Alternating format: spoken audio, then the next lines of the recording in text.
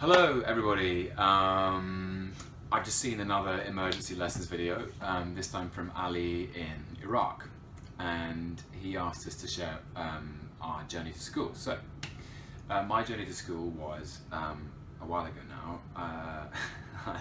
I was at boarding school, so I would only go every 3 weeks, and I used to go in the car with my mum or my dad, and I was always a bit heavy of heart because it was the end of some time at home, and I would listen to comedy shows on the radio.